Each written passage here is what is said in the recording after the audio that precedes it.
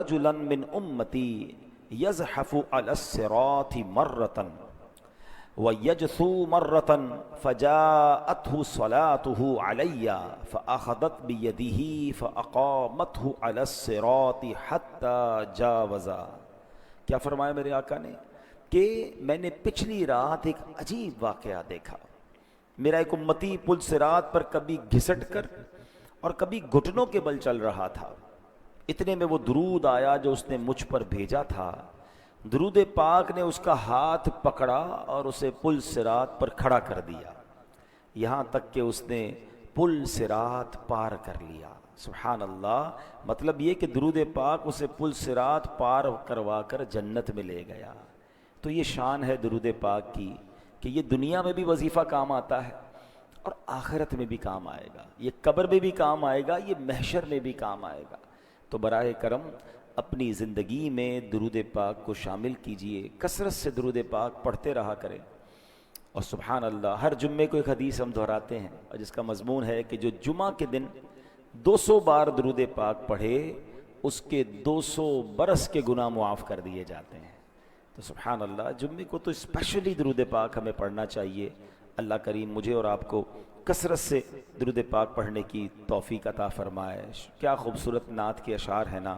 پڑھتی درودیں دوڑیں گی حوریں، پڑھتی درودیں دوڑیں گی حوریں، لاشا جو لے گا نام محمد، روز قیامت میزان و پل پر دے گا سہارا نام محمد صلی اللہ علیہ وسلم۔ بیڑا تباہی میں آ گیا ہے، دے دے سہارا نام محمد صلی اللہ تعالی علیہ وسلم۔ محبت سے درود پاک پڑھ لیں۔ صلو علی الحبیب صلی اللہ تعالی علی محمد صلی اللہ علیہ وسلم۔ قرآن مجید فرقان حمید کی ہم آیتیں جمعہ کے بیان میں پڑھتے بھی ہیں، سنتے بھی ہیں، سمجھتے بھی ہیں۔ ہمیں ہمارے جمعے کے بیان کا ٹاپک ہی قرآن کی باتیں ہوتا ہے۔ آج کون سی آیت ہم نے سننی ہے؟ آج پارہ 26 ہے، سورہ احقاف اور آیت نمبر ہے 20۔ اللہ کریم قرآن مجید میں ارشاد فرماتا ہے، بسم اللہ الرحمن الرحیم، اذھبتم طیباتکم فی حیاتکم الدنیا واستمتعتم بها، اذھبتم طیباتکم فی حیاتکم الدنیا واستمتعتم بها فالیوم تجزون عذاب الہون بما کنتم تستکبرون فی الارض تستکبرون فی الارض بغیر الحق وبما کنتم تفسقون۔ آسان ترجمہ قرآن کنز العرفان، اللہ قرآن میں فرماتا ہے تم اپنے حصے کی پاک چیزیں اپنی دنیا ہی کی زندگی میں فنا کر چکے اور ان سے فائدہ اٹھا چکے، تو آج تمہیں ذلت کے عذاب کا بدلہ دیا جائے گا، کیونکہ تم زمین میں ناحق تکبر کرتے تھے اور اس لیے کہ تم نافرمانی کرتے تھے۔ پیارے اسلامی بھائیوں، اس آیت کریمہ میں بات تو غیر مسلموں سے ہو رہی ہے، کیونکہ غیر مسلم روز قیامت جب اللہ کی بارگاہ میں پہنچیں گے، رسوائی ان کا مقدر ہوگی، رحمت سے محروم اور جہنم کے حقدار ہوں گے۔ ان سے کیا کہا جائے گا؟ اذھبتم طیباتکم فی حیاتکم الدنیا واستمتعتم بها، تم اپنے حصے کی پاک چیزیں اپنی دنیا ہی کی زندگی میں فنا کر چکے، ان سے فائدہ اٹھا چکے ہو۔ فَالْيَوْمَ تُجْزَوْنَ عَذَابَ الْهُونِ بِمَا كُنْتُمْ تَسْتَكْبِرُونَ فِي الْأَرْضِ بِغَيْرِ الْحَقِّ وَبِمَا كُنْتُمْ تَفْسُقُونَ، تو آج تمہیں ذلت کے عذاب کا بدلہ دیا جائے گا کیونکہ تم زمین میں ناحق تکبر کرتے تھے اور اس لیے کہ تم نافرمانی کرتے تھے۔ اول تو غیر مسلموں کو روز قیامت ذلت کا عذاب تو ہوگا، مگر اس مقام پر آخرت کے اس عذاب میں گرفتار ہونے کی 3 ریزنز بیان کیا۔ اب ہم نے یہ دیکھنا ہے، ہم تو ایمان والے ہیں نا، ہم تو مسلمان ہیں، لیکن جس وجہ سے غیر مسلموں کو عذاب دیا جائے گا، کہیں وہ عادتیں ہم میں تو نہیں آ گئی۔ وہ 3 عادتیں کیا ہیں؟ اب سنیے قرآن نے کیا کہا۔ نمبر 1 تکبر، کہ یہ بے ایمان لوگ حق کے مقابلے میں تکبر کرتے تھے۔ نمبر 2 اللہ پاک کی نافرمانی کی کیونکہ ایمان قبول نہیں کیا۔ نمبر 3 لذتوں میں مشغول ہو کر سب نعمتیں دنیا ہی میں ختم کر لینا، آخرت کے لیے کچھ بھی نہ بچانا۔ یہ 3 چیزیں ان کے عذاب کا باعث بنی، ان کی سزا کا باعث بنی۔ اب ذرا غور کیجئے، اس میں ایک بات جو آج ہم ڈسکس کریں گے کہ دنیاوی لذتوں اور عیش و عشرت کو اختیار کرنے پر غیر مسلموں کی مذمت کی گئی اور انہیں ملامت کی گئی. اسی لیے نبی پاک علیہ الصلوۃ والسلام، آپ کے صحابہ کرام علیہم الرضوان، امت کے دیگر نیک لوگ دنیا کی عیش و عشرت اور جناب صرف لذتوں اور سے کنارہ کش رہتے تھے اور زہد و قناعت والی زندگی گزارنے کو ترجیح دیتے تھے تاکہ آخرت کا ثواب زیادہ ہو، آخرت میں زیادہ برکتیں ملیں. اللہ اکبر. حضرت جابر بن عبداللہ رضی اللہ تعالیٰ عنہ، یہ صحابی رسول ہیں. ایک مرتبہ آپ راستے سے گزر رہے تھے، ہاتھ میں گوشت تھا. فاروق اعظم مسلمانوں کے دوسرے خلیفہ رضی اللہ تعالیٰ عنہ نے حضرت جابر کو دیکھا کہ ہاتھ میں گوشت لے کے کہیں جا رہے ہیں، تو پوچھا اے جابر کیا لیے جاتے ہو؟ عرض کیا حضور گوشت کھانے کو جی چاہ رہا تھا، لہٰذا بازار سے خرید لایا ہوں. کتنی عجیب اور کتنی کمال کی بات. حضرت عمر فاروق اعظم کہتے ہیں کلما اشتہیت شیئا اشتریت. اے جابر تمہیں جب کسی چیز کی خواہش ہوتی ہے خرید لیتے ہو. اما تخشى ان تکون من اہل هذه الآیہ، کیا ڈرتے نہیں ہو کہ اس آیت میں جن کا ذکر ہے کہیں ان سے نہ ہو جاؤ؟ پھر کون سی آیت پڑھی؟ اذهبتم طیباتکم فی حیاتکم الدنیا، تم اپنے حصے کی پاک چیزیں اپنی دنیا ہی کی زندگی میں فنا کر چکے. یعنی جو دل میں آیا خرید لیا، جو دل میں آیا تم نے کر لیا. ایسا تو نہیں کہ آخرت کی نعمتیں بچے ہی نہ، ساری دنیا میں خرچ کر لو. یعنی دنیا میں اللہ کی رضا کے لیے سادگی اختیار کرنا، دنیا میں اللہ کی رضا کے لیے خواہشات نفسی کو روکنا. کیونکہ اس میں جب بندہ گرفتار ہوتا ہے نا کہ جو چاہیے کر لیا، جو چاہیے کھا لیا، جو چاہیے پہن لیا، جو چاہے خرید لیا، جب اس قدر وہ دنیا میں گرفتار ہوتا ہے تو ایک وقت آتا ہے کہ پھر حلال و حرام کی تمیز ہی ختم ہو جاتی ہے. کیونکہ اب شوق ہے، ہر چیز لینی ہے. اب نہیں ہے پیسے تو حرام کمائے گا، نہیں ہے پیسے تو معاذ اللہ وہ پھر غلط کاموں کی طرف جائے گا. اگر انسان اپنے آپ کو روکنے والا ہوگا تو پھر وہ حرام سے بھی رکے گا. کیا خوبصورت انداز ہمارے بزرگوں نے اختیار کیا کہ دنیا کی دولت ہوتے ہوئے، اختیار ہوتے ہوئے بھی اپنے آپ کو دنیا کی نعمتوں میں غرق نہ کیا تاکہ آخرت کی نعمتیں باقی رہیں. ایک اور واقعے سے سمجھیے. حضرت عمر فاروق رضی اللہ تعالیٰ ایک بار شام گئے، ملک شام. آپ امیر المومنین تھے، آپ کے لیے بہت لذیذ کھانا تیار کیا گیا. ایسا لذیذ، اتنا جس کو کہنا لگژری کھانا، آپ نے کبھی دیکھا ہی نہیں تھا ایسا پہلے. تو حضرت عمر نے فرمایا ھذا لنا فما لفقراء المسلمین الذین ماتوا وهم لا یشبعون من خبز الشعیر. یہ کھانا ہمارے لیے ہے تو ان محتاج مسلمانوں کے لیے کیا تھا کہ جو اس حال میں فوت ہوئے کہ انہیں جو کی روٹی بھی پیٹ بھر کے نہیں کھائی.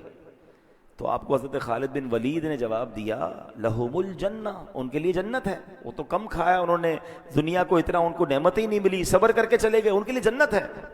یہ سن کر فاروق اعظم کی آنکھوں سے آنسو بہنے لگے. آپ کہتے ہیں لَإِن كَانَ حَظُّنَا مِنْ هَذَا الْحُطَامِ وَذَهَبُوا بِالْجَنَّةِ لَقَدْ بَايَنُونَا بَوْنًا بَعِيدًا. کاش ہمارے لیے دنیا کا حصہ چند لکڑیاں ہوتی، وہ محتاج مسلمان اپنے حصے میں جنت لے گئے. ہم میں اور ان میں بہت فرق ہے.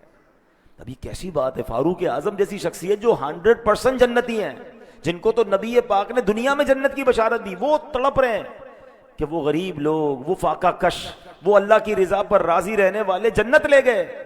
ہمارے اور ان میں بڑا فرق ہے. مگر آج ہمارے پاس تھوڑا ہو تو ہمیں تکلیف ہو جاتی ہے، ہم کسی کے مال کو دیکھ کر پریشان ہو جاتے ہیں. حالانکہ اللہ کو پسند یہ ہے کہ بندہ دنیا میں سادہ زندگی گزارے، جو ملے اس پر قناعت کرے، زیادہ کی ہوس نہ کرے. کیونکہ جنت کی نعمتیں ہیں نا. لیکن آج تو ریس لگی ہوئی ہے، اس نے گاڑی لی تو میں نے لینی، اس نے موبائل لیا میں نے اس سے اچھا لینا، اس نے گھر بنایا مجھے اس سے اچھا بنانا ہے، اور نہیں ہے تو پریشان ہے. یہاں میں غریبوں کو جن کو اللہ نے تھوڑی سی نعمتیں کم ملی ہے نا، میں ان کی تسلی کے لیے حدیث سناتا ہوں. اتنی کمال کی حدیث ہے.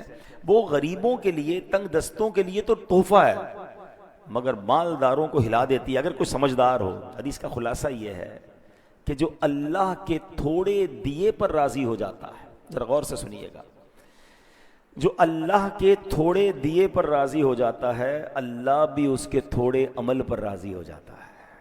یا اللہ، آپ سمجھے اس کا معنی؟ اگر اللہ نے تھوڑا دیا ہے اور بندہ راضی ہے، اللہ کی رضا پر راضی ہے، قیامت کے دن اگر اس کے عمل تھوڑا ہوا نا، اللہ اس پہ راضی ہو جائے گا. یہ سودا مہنگا نہیں ہے، ہم تو ہیں ہی تھوڑے عمل والے. اللہ نے جتنا دیا. اچھا کچھ لوگ ہیں جن کی زندگی غربت میں اور سادگی میں گزر رہی ہے مگر وہ راضی نہیں ہیں. شرط کیا ہے اچھا بندہ کہہ رہا ہے یار کیا کروں بھائی، جینا پڑے گا، پریشان تو ہوں لیکن بس کاش مجھے بھی مل جائے، میں تو پریشان، مجھے ملا ہی کچھ نہیں. تو یہ راضی رہنا نہ ہوا نا. اللہ نے تھوڑا دیا تو بندہ اس کو راضی رہ گیا، اللہ تیرے تو نے جو دیا میں اس پر راضی. تو جو لوگ غربت میں زندگی گزار رہے ہیں ان کو کرنا یہ کہ راضی رہیں. اللہ نے دیا، اللہ جتنا چاہے گا آگے عطا فرما دے گا، لیکن راضی رہے تو اللہ تھوڑے عمل پر راضی ہو جائے گا. مگر اس روایت کو اگر الٹا کر لیں، اس کا اپوزٹ سمجھیں کہ پھر جس کو زیادہ دیا ہے اور قیامت کے دن اس سے زیادہ عمل مانگ لیا گیا تو اس کا بنے گا کیا؟ تو زیادہ کی خواہش تو لوگ کرتے ہیں مگر کیا اعمال زیادہ ہوتے ہیں؟ بلکہ یہاں تو معاملہ الٹا ہے. غریب آدمی بیچارہ مسجد بھی آ رہا ہوتا ہے، ذکر و اذکار بھی کر رہا ہوتا ہے، کچھ خوف خدا بھی دل میں ہوتا ہے، مگر جیسے ہی مالدار بنا دیا جاتا ہے مسجد سے بھی دور اور برائیوں میں پڑ جاتا ہے. تو بعض اوقات تو مال آ کر بندہ رب سے دور ہو جاتا ہے. تو ایسے مال کا کیا کرنا ہے؟ تو اللہ کرے کہ یہ بات سمجھ آ جائے کہ ہمیں اللہ کی رضا کو مقدم رکھنا ہے. حضرت مولا علی شیر خدا کا ذرا سوال بات سنیے گا، کیا گہری بات فرماتے ہیں. آپ سے سوال ہوا دنیا کے متعلق آپ کیا فرماتے ہیں؟ فرمایا حلالھا حساب و حرامھا عذاب. یہ دنیا کیا ہے؟ کہتے ہیں دنیا کی حرام چیزوں پر عذاب ہے اور حلال نعمتوں کا روز قیامت حساب ہوگا. یعنی دونوں صورتوں میں ہم مشکل میں ہے نا. عذاب تو اللہ معاف کرے، اللہ سے ہم دعا کرتے ہیں ہم میں سے کسی کو بھی عذاب نہ ہو. حرام کمانے والے کو تو عذاب ہوگا، مگر ایسا نہیں کہ حلال آپ کو ملا تو اس کا حساب نہیں ہوگا، حساب اس کا بھی ہوگا. ذرا تصور کریں کہ قیامت کا دن 50,000 سال کا دن ہو، سب اگلے پچھلے حاضر ہوں، میزان عمل رکھ دیا جائے، سورج گرمی برسا رہا ہو، تانبے کی زمین خوب دہک رہی ہو، اور اس حالت میں اگر حساب دینا پڑا حلال چیزوں کا. حرام پر تو عذاب ہے مگر تمہیں حلال مال دیا گیا، تمہیں لباس دیا گیا، گھر دیا گیا، اولاد دی گئی، نعمتیں دی گئی، عزت دی گئی، حساب دو. تو ایسی افراتفری میں کیسے حساب دے سکیں گے؟ اب اس بات کو اس طرح سمجھیے. حضرت حاتم اصم رحمۃ اللہ تعالی علیہ بہت بڑے اللہ کے ولی ہیں. ایک مالدار شخص آپ کے پاس آیا اور آ کر کہا کہ حضور آپ کی دعوت کرنی ہے. اللہ والے ویسے بھی دعوت میں جاتے نہیں، آپ اسے انکار کرتے رہے، وہ ضد کرتا رہا. کہتا اچھا ٹھیک ہے، اب اگر بلا ہی رہے ہو تو میری 3 شرطیں ہیں، ان شرطوں کو مانو گے تو میں نے تمہارے گھر پہ آنا ہے. کہتا بس حضرت جو آپ کی شرط ہوگی مانوں گا، آپ میرے گھر آ جائیں. شرطیں تو بتائیے. فرمایا پہلی شرط یہ ہے جہاں چاہوں گا وہاں بیٹھوں گا. اچھا سوچنے لگا بزرگ ہیں، بڑا سا صوفہ، بڑا سا تخت نہیں، کوئی چٹائی بچھا دوں گا، اگر کہیں گے تو قالین بچھا دوں گا. کہ ٹھیک ہے حضور. دوسری شرط جو چاہوں گا کھاؤں گا. وہ مالدار آدمی تو اس نے کہا حضرت ہو سکتا ہے کوئی پرہیزی کا کھانا کھاتے ہوں گے، میں بہت سارے کھانے بنا دوں گا، تو حضرت کو جو کھانا ہوگا وہ کھا لیں گے. کہ پھر اس کے بعد جو کہوں گا وہ کرنا پڑے گا. تیسری شرط یہ ہے. تو کہتا ہے اللہ والے نماز کی بات کریں گے، نماز کھانا وانا کھا کے کوئی تبلیغ کریں گے، کوئی دین کی بات کریں گے، سن لوں گا اور ہو سکے گا تو عمل بھی کر لوں گا. کہتا حضرت تینوں شرطیں منظور. اب جب حضرت نے اوکے کر دیا، ڈیٹ فکس ہو گئی، اس نے پورے شہر میں اعلان کر دیا، بڑے بڑے لوگوں کو بلایا کہ مبارک ہو میرے گھر پہ حضرت حاتم اصم رحمۃ اللہ تعالی علیہ آ رہے ہیں. بڑی شاندار دعوت، طرح طرح کے کھانے، زبردست قسم کا اس نے پوری تیاری کر لی. لوگ آ گئے، حضرت حاتم اصم رحمۃ اللہ تعالی علیہ کا انتظار. آپ جیسے ہی آئے جہاں جوتے پڑے تھے نا لوگوں کے، وہاں حضرت حاتم اصم بیٹھ گئے. وہ حیران کہ حضرت ساری دعوت آپ کے لیے سجائی ہے، سارے لوگ آپ سے ملنے آئے ہیں، میں نے اسٹیج بھی لگایا ہے، میں نے قالین بھی بچھایا، حضور آپ آگے آ کے بیٹھے. حضرت نے فرمایا شرط کیا تھی پہلی؟ جہاں چاہوں گا وہاں بیٹھوں گا. میں بیٹھ گیا ہوں اپنی جگہ. اب مرتا کیا نہ کرتا، جوتے والی جگہ پہ حضرت بیٹھ گئے. کھانے کا ٹائم ہوا، کہا حضرت اب کھانے کے لیے تو آ جائیں. اپنی جھولی سے ایک سوکھی روٹی کا ٹکڑا نکالا اور حضرت حاتم اصم نے وہ ٹکڑا کھانا شروع کر دیا. کہا حضرت یہ قسم قسم کے کھانے بنائے میں نے، مٹن، چکن، سبزی، پرہیزی سب بنایا، اور آپ سوکھی روٹی کھا رہے ہیں. فرمایا دوسری شرط کیا تھی؟ جو چاہوں گا وہ کھاؤں گا. میں وہ کھا رہا ہوں. سب نے کھانا کھایا. تھوڑی دیر تو حضرت کا انتظار کیا، پھر لوگ تو لوگ ہی ہوتے ہیں، سارے ٹوٹ پڑے کھانے پہ. زبردست کھانے کھائے، سویٹ ڈش بھی کھائی، کھانا بھی کھایا. سمجھانے کے لیے بتا رہا ہوں. اب کہا کہ اب میری تیسری شرط کی باری ہے. ایک بڑا سا چولہا لاؤ اور اس کے اوپر ایک بہت بڑا توا رکھ دو.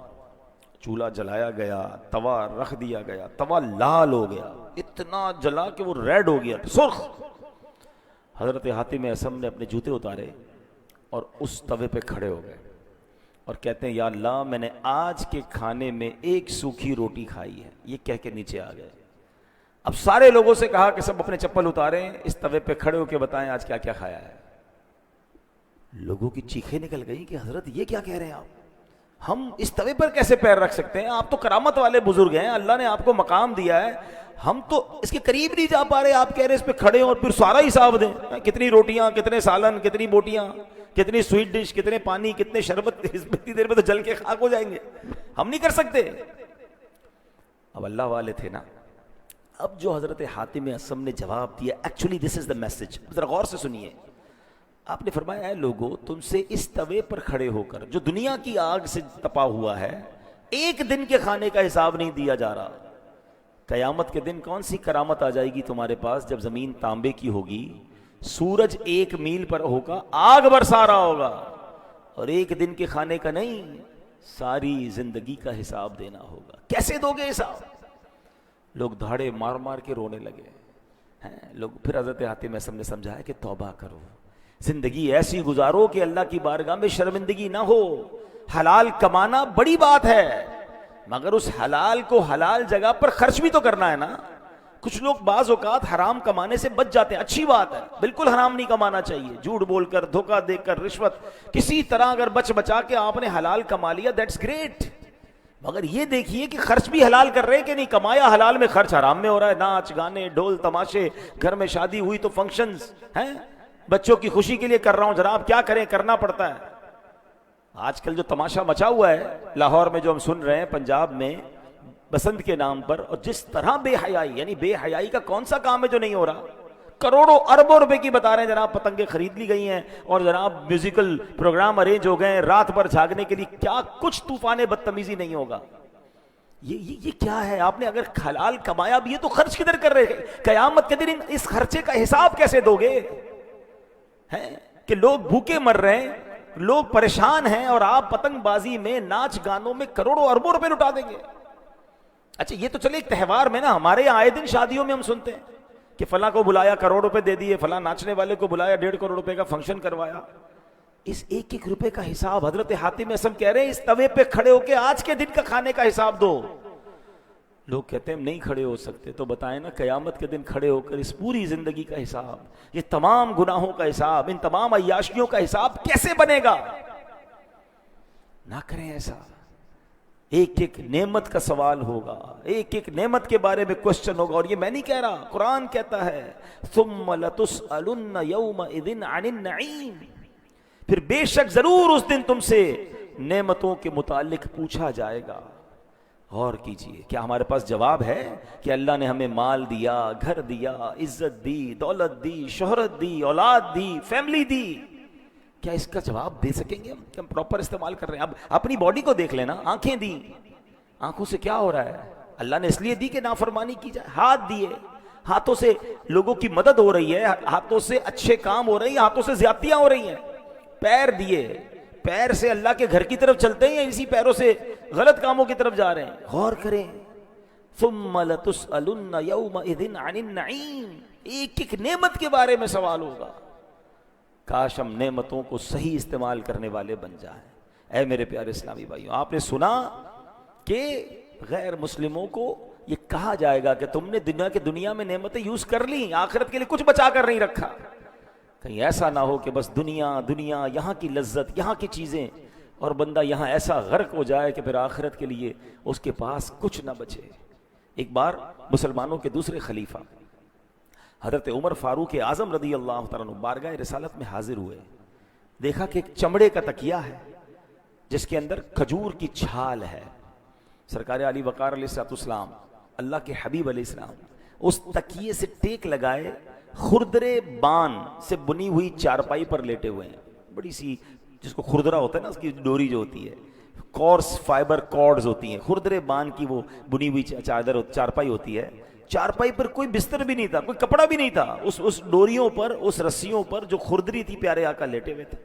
جب نبی پاک علیہ السلام چارپائی سے اٹھے نا، تو آپ کے جسم پر اس چارپائی کے نشان بنے ہوئے ہیں۔ ہائے ہائے ہائے، جن کے لیے کائنات بنائی گئی ہے، وجہ تخلیق کائنات ہے، جو ریزن آف دا اول کریشن۔ ہم کہتے ہیں نا زمین و زماں تمہارے لیے، مکین و مکان تمہارے لیے، چنین و چنا تمہارے لیے، بنے دو جہاں تمہارے لیے. ویسے نہیں کہتے، یہ حدیث قدسی اللہ فرماتا ہے لولا کلما خلقت الافلاق. اے محبوب اگر تمہیں نہ بناتا تو یہ چاند سورج یہ آسمان نہ بناتا. سارا جہان بنا حضور علیہ السلام کے لیے. اور حضور کیسے کہ ایسی چارپائی پہ آرام کر رہے ہیں کہ جسم پر نشان ہو گئے، خردرا چھال کا، کھجور کی چھال کا تکیہ حضرت عمر نے دیکھا تو آپ کی آنکھوں سے آنسو بہنے لگے. نبی پاک علیہ السلام نے اپنے صحابی کو، اپنے عاشق زار کو، حضرت عمر کو روتے دیکھا تو فرمایا اے عمر کیوں روتے ہو؟ عرض کیا یا رسول اللہ صلی اللہ تعالی علیہ وسلم، خدا کی قسم میں جانتا ہوں کہ آپ اللہ پاک کے رسول ہیں، اللہ عز و جل کی بارگاہ میں آپ کا اونچا مقام ہے، آپ کیسر و کسرا، روم اور ایران کے بادشاہوں سے بہت زیادہ عزت والے ہیں. یا رسول اللہ صلی اللہ تعالی علیہ وآلہ وسلم، مجھے رونا اس بات پر آ رہا ہے کہ کیسر و کسرا یعنی دوسرے ملکوں کے بادشاہ جو ایمان والے نہیں، وہ محلات میں رہیں، نرم بستروں پر سوئیں. حضور ان کے لیے بہت کچھ ہے اور آپ اللہ کے حبیب ہیں، آپ کا مقام و مرتبہ اتنا بڑا ہے اور آپ ایسی زاہدانہ زندگی بسر کر رہے ہیں. اب غور سے نبی پاک کا جواب سنیں، کاش یہ بات ہمیں سمجھ آ جائے. نبی پاک فرماتے عمر کیا تم اس بات پر راضی نہیں کہ ان غیر مسلموں کے لیے دنیا ہے اور ہمارے لیے آخرت ہے؟ یہ بات سمجھنی ہوگی. یہ دنیا ہمارا ٹھکانہ نہیں، ادھر مل جائے یہ بھی مل جائے وہ بھی مل جائے، یار ویسا گھر میرا کیوں نہیں، ایسا بستر میرا کیوں نہیں، ایسی گاڑی میری کیوں نہیں، ایسی لگژری لائف میری کیوں نہیں. اسی چکر میں مر گئے ہم. یہ دنیا ہمارے لیے نہیں ہے، ہمارے لیے آخرت ہے. اور ادھر کی نعمتیں، اللہ اکبر، حدیث کے الفاظ ہیں جنت کی وہ نعمتیں، حدیث کا خلاصہ ہے کسی آنکھ نے دیکھا ہی نہیں، کسی کان نے سنا نہیں، اور کسی کا اس کے دل پر گمان بھی نہیں گزرا، یعنی امیجنیشن بھی نہیں ہو سکتی. جنت ایسی ہے، اللہ نے ایسی تیار کر رکھی ہے. مگر کس کو فکر ہے جنت کی؟ ہمیں تو ابھی چاہیے نا، کیونکہ جنت تو بعد میں ملے گی. ہم اصل میں ایکچولی نفسیاتی پرابلم ہمارا یہ ہے کہ نیکی پر جو اجر ہے وہ بعد میں ملے گا، گناہ کی لذت ابھی مل جاتی ہے. بندہ کہتا ہے ادھر اٹھاؤ نا لذت بھائی، وہ تو پتہ نہیں ملے گی. معاذ اللہ، ایمان ہی نہیں ہے نا، وہ بھروسہ نہیں ہے. جس دن یہ لیول مل گیا آپ کو بھروسے کا تو پھر دنیا کی لذتوں میں غرق ہونے کو جی نہیں چاہے گا. اور اسی وجہ سے بندہ پھر پہلے لذتوں میں غرق ہوتا ہے، جو ہمیں روکا گیا نا کہ صرف دنیا کی ہوس دل میں نہ ہو. کھانا پینا منع نہیں ہے، لباس منع نہیں ہے، لگژری گھر منع نہیں ہے، لیکن اگر ہر دل میں آنے والی چیز کرنے کا جی چاہے گا نا تو ایک وقت آئے گا حلال و حرام کی تمیز ختم ہو جائے گی. بندہ ہر وہ چیز چاہے گا جو دل چاہتا ہے، روکنے کی تمنا ہی نہیں ہوگی نا. ہم اپنے بچوں کو نہیں روک پاتے کہ نہیں یار بچہ کہہ رہا ہے دے دو، حالانکہ وہ بعض اوقات غلط ہوتا ہے اس کے لیے، کیونکہ ہم نے نو کہنے کا، اپنے نفس کو منع کرنے کی عادت ہی نہیں رکھی ہے. اور اس کی وجہ سے پہلے حلال لذتوں میں، اور ایک وقت آتا ہے کہ پھر نقصان دہ لذتوں میں، اور ایک وقت آتا ہے پھر حرام لذتوں میں بندہ پڑ جاتا ہے اور آخرت کی جو نعمتیں ہیں اس سے دور ہو جاتا ہے. اور نبی پاک کی شان کیا ہے؟ نعت کے اشعار سب کو یاد ہے. سلام اس پر کہ جس نے بے کسوں کی دستگیری کی، سلام اس پر کہ جس نے بادشاہی میں فقیری کی. یہ بات سمجھنی ہے. کچھ لوگ ہوتے ہیں غریب فقیر، ان کے ہاتھ میں نہیں ہوتا امیری، مگر میرے آقا وہ ہیں جو بادشاہ ہیں اور بادشاہی میں فقیری کی. اختیار تھا آپ کے پاس. خود فرماتے علیہ الصلوۃ والسلام کہ میں چاہوں تو یہ پہاڑ سونے چاندی کے بن کر میرے ساتھ چلنا شروع ہو جائیں. مگر حال کیا ہے؟ سلام اس پر کہ جس کے گھر میں چاندی تھی نہ سونا تھا، سلام اس پر کہ سادہ بوریا جس کا بچھونا تھا. ہوتے ہوئے بادشاہی میں فقیری کرنا، یہ سرکار دو عالم علیہ السلام کا انداز ہے. کاش یہ بات سمجھ آ جائے کہ ہوتے ہوئے بندہ سادہ لائف گزارے، اپنے نفس کو قابو رکھے. یار ہر وہ چیز نہیں کرنی جو دل چاہ رہا ہے، اس کو روکے گا اللہ نعمتوں میں، آخرت کی نعمتوں میں اضافہ فرما دے گا. آپ کو چاہ رہا ہے یار میں نے بہترین خرچ کرنا ہے، تھوڑا کم کر کے کسی غریب کا بھلا کر دیں، اللہ کی راہ میں جمع کرا دیں کہ چلیں یار دین کے راہ پہ خرچ کر رہا ہوں، آخرت میں ملٹیپلائی ہو کر مل جائے گا. یہ انداز اختیار کریں انشاءاللہ. اس سے آپ کہتے ہیں نا بندے کی چادر کے اندر پیر پھیلائیں گے کہ آج کے دن اچھے کل دن ڈسٹرب ہو گئے. تو پھر جن لوگوں کی عادت ہر چیز لینے کی، ہر خرچ کرنے کی، خدا ناخواستہ جب ہاتھ تنگ ہوتا ہے تو بڑی تکلیف میں آتے ہیں. اور جو عقل مند مالدار ہوتا ہے وہ اپنے آپ کو اس اسٹیبلٹی کے ساتھ رکھتا ہے کہ اللہ نہ کرے کبھی آمدنی کم بھی ہو گئی تو زندگی میں کوئی بڑا اثر نہ آئے. وہ سادے کھانے، سادے لباس، سادہ زندگی، کم خرچ والی میانہ روی والی گزارے تاکہ جناب لائف اسٹیبل رہے. اور اگر پیسے اللہ نے زیادہ دیے ہیں, کچھ لوگ کہتے ہیں یار ہیں تو خرچ نہ کریں. ارے بھائی خرچ کرنے تو اسی پیسے کو جنت کے آخرت کے اکاؤنٹ میں جمع کرا دو نا. آپ کو اپنے بچوں کی شادی پر کروڑوں روپے خرچ کر کے اور اللہ کو ناراض کرنے والے کام کرنا کیوں ضروری ہیں؟ ایک صاحب مجھے ملے, بڑے اچھا ان کا ذہن ہے, ہمارے رشتہ داروں میں سے, اللہ نے ان کو بہت نوازا ہے. وہ جب بھی بچے کی شادی کرتے ہیں ایک ہی پروگرام کرتے ہیں, حالانکہ لوگ 15 پتہ ایک مہینہ شادیاں چل رہی ہوتی ہیں, شادی شروع ہوئی ہے ختم ہی نہیں ہو رہی, یہ نائٹ تو وہ نائٹ تو وہ کھانا تو وہ بے حیائی وہ ناچ, لا حول ولا قوت الا باللہ. تو میں نے ان سے پوچھا یار آپ ایک ہی پروگرام, کمال کا جواب دیا, کیا کروڑوں روپے خرچ کر سکتا ہوں مگر میں وہ پیسے بچا کے اتنے ہی پیسوں میں کچھ غریب بچے بچیوں کی شادی کرا دیتا ہوں. فائدہ کیا ہوتا ہے کہ جن کی شادی کرواتا ہوں نا وہ ساری زندگی میرے ان بچوں کے لیے دعا کرتے ہیں جن کی ابھی شادی ہوئی ہے, تو میرے ان بچوں کی لائف بڑی اچھی گزرتی ہے. سبحان اللہ, کروڑوں روپے انہوں نے بھی خرچ کیے مگر بقیہ پیسے جنت کے اکاؤنٹ میں بھی جمع ہو گئے, وہاں ملیں گے بھی واپس انشاءاللہ. اور جن کی زندگی بن گئی, کتنا اچھا طریقہ ہے. کاش کی ذہن بن جائے کہ اگر جہاں مجھے زیادہ خرچ کرنے کو جی چاہ رہا ہے کریں, مگر اس میں جو حرام چیزیں مائنس کریں اور اس کی جگہ پر وہی پیسے اللہ کی راہ میں دے دیں, کسی غریب مسلمان کو دے دیں, اس کا گھر بنا دیں, اس کی شادی کروا دیں. وہ جب تک اس میں جیے گا آپ کے وارے نہیں آ رہے ہو جائیں گے نا. تو یہی تو سمجھنا ہے کہ ہر دل میں آنے والی چیز کرنے کی جب عادت ہوگی نا تو ایک وقت آئے گا کہ ایسے حرام میں مبتلا ہو جائیں گے. اور یہی بچے ہماری ضد کر کے بعض اوقات حرام کاموں میں پڑتے ہیں نا, کیونکہ آپ نے منع تو کبھی کیا ہی نہیں, بیٹا جو چاہیے لے لو, ہے بچی آپ کو جو چاہیے لے لو, جہاں جانا ہے چلے جاؤ, جدھر داخلہ لینا ہے داخلہ لے لو. حالانکہ دیکھا نہیں جا رہا کہ اس سے اس کی اخلاق, اس کے اعمال, اس کی آخرت اور سب سے بڑھ کر ایمان برباد ہو سکتا ہے. اب تو پہلے سنتے تھے کہ جناب لڑکے جاتے ہیں بیرون ملک میں پڑھنے کے لیے, اور اب یہ مثالیں مل رہی ہیں کہ اکیلی لڑکیاں جا رہی ہیں پاکستان مسلمان کے گھروں کی. کہاں گئی بیٹی یورپ گئی ہے, کدھر یو کے گئی ہے پڑھنے کے لیے اکیلی. تو کہاں رہے گی, پردے کا کیا ہوگا, شریعت کے احکام پر عمل کیسے ہوگا, اور ان ممالک میں کیا حال ہوگا اس کا. nobody cares. اس لیے پیسہ اللہ نے دیا کہ اس پیسے کا یہ استعمال. ہم اللہ کو جواب کیا دیں گے؟ کیا یہ ذمہ داری نہیں تھی ماں باپ کی؟ یہ وہی وجہ بنی کہ پہلے بچپن میں منع نہیں کیا, روکنے کی عادت نہیں رکھی, اب جو ان کی ڈیمانڈ ہے وہ آپ پوری کر رہے ہیں. آؤ میں آپ کو حسنین کریمین کا واقعہ سناتا ہوں, نبی پاک کی سیرت سے سنا رہا ہوں. ہو سکتا ہے مجھے اس بیان کے بعد کرٹیسائز کیا جائے سوشل میڈیا پر کہ دیکھو مولانا صاحب جو ہے وہ ہماری زندگی مشکل کر رہے ہیں. میں آپ کو آپ کے نبی علیہ السلام کی تعلیم دے رہا ہوں, میں اپنے آقا کا واقعہ آپ کو سنانے جا رہا ہوں. جس نے کلمہ پڑھا ہے نبی پاک کا وہ غور سے یہ واقعہ سن لیں. سرکار دو عالم علیہ السلام کی عادت کریمہ کیا تھی کہ جب بھی سفر کی ابتدا فرماتے بی بی فاطمہ رضی اللہ تعالیٰ عنہ کے گھر مبارک سے سفر کی ابتدا کیا کرتے. ہاں چلے یہ بھی سیکھنے کو ملا کہ بیٹی سے پیار کیسا ہوتا ہے. نبی پاک نے پریکٹیکلی بتایا کہ والد کا بیٹی سے انٹریکشن کیا ہوتا ہے. آج کل لوگ بیٹی اور بیٹے ہوں تو بیٹوں کو ترجیح دیتے ہیں, بیٹی کا خیال ہی نہیں. بیٹی کو پیار دیں, عزت دیں. نبی پاک جب بھی سفر پر جاتے بی بی فاطمہ کے گھر آتے پہلے, پھر وہاں سے سفر شروع فرماتے, اور سفر سے واپسی پر بھی سبحان اللہ سب سے پہلے خاتون جنت کے گھر تشریف لے جاتے تھے. کیا انداز ہے نبی پاک علیہ السلام کا. ایک مرتبہ پیارے آقا علیہ السلام سفر سے واپس آئے تو حضرت فاطمہ تو زہرا رضی اللہ تعالیٰ عنہ کے گھر پہنچے.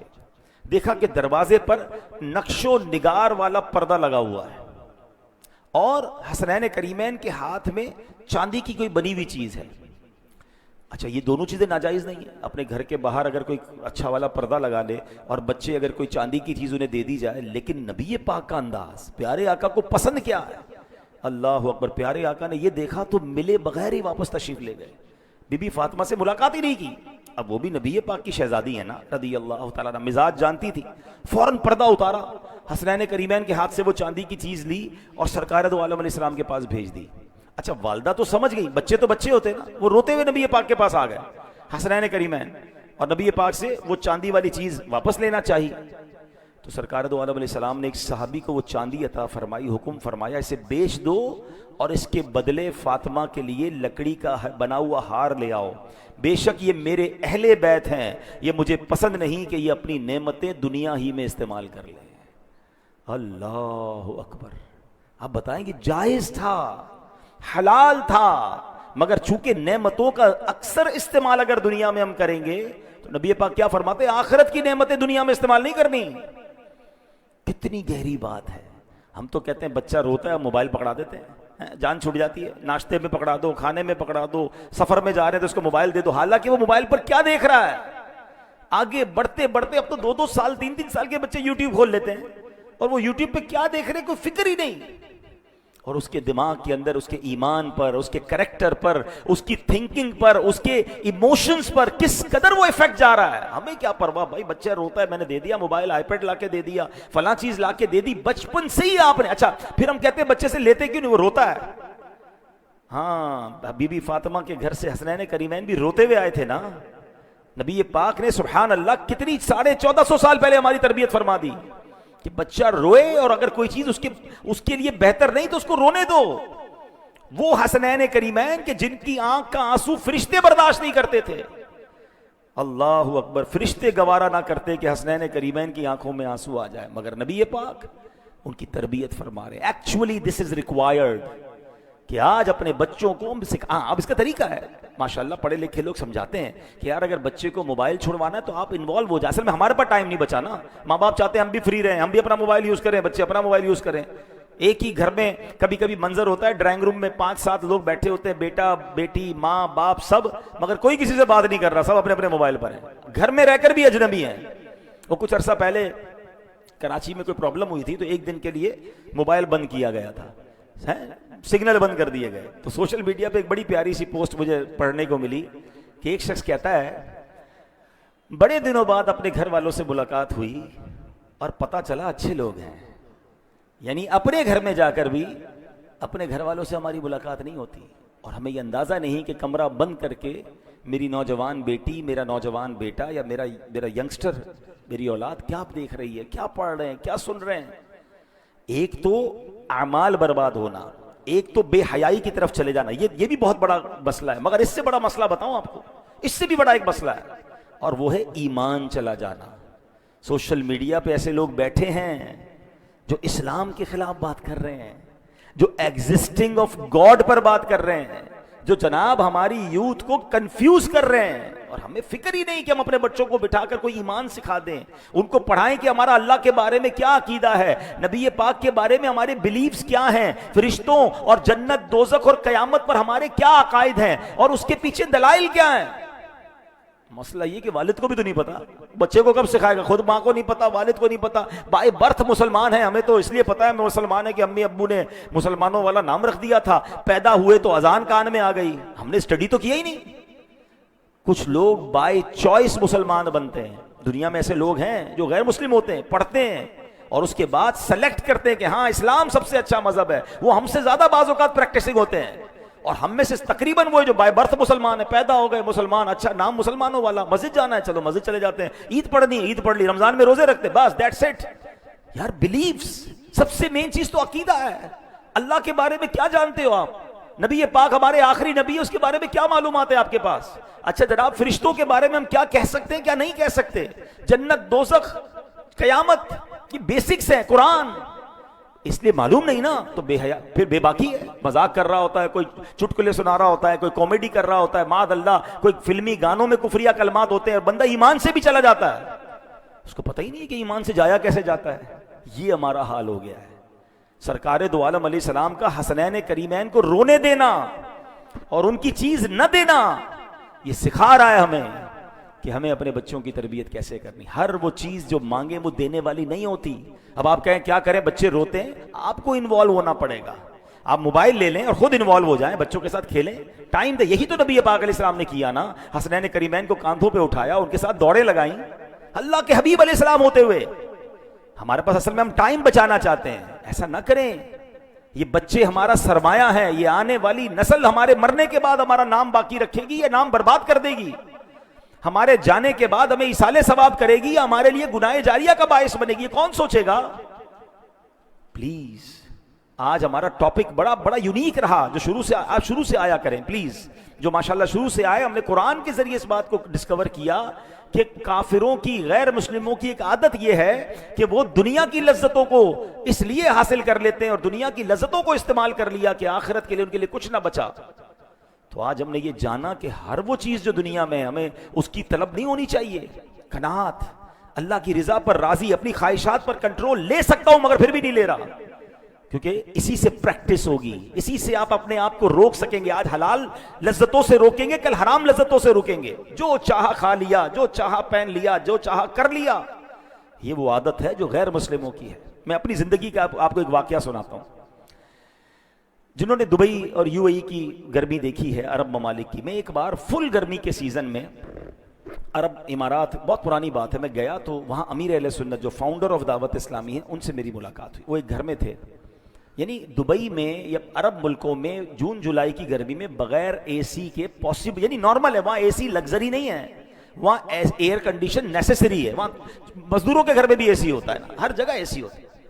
تو میں گیا اور روزے، امیر اہل سنت روزے سے تھے اور آپ کے روم میں اے سی نہیں چل رہا تھا اور آرام کرنے کا وقت آیا تو میں حیران ہو گیا. میں نے کہا یہاں پہ اے سی نہیں استعمال کر رہے. کہہ رہے آپ آئیں، آپ کے لیے چلا دیتا ہوں. میری تمنا یہ ہے کہ میں کہیں دنیا کی نعمتیں استعمال کر لوں تو میرے لیے آخرت کی نعمتیں کم نہ ہو جائیں. پسینے سے شرابور تھے. فرماتے تھے کہ میں دن میں 2 بار اپنا کرتا جو ہے نا باہر رکھ کے سکھا لیتا ہوں، پھر اس کے بعد اسی کو پہن لیتا ہوں.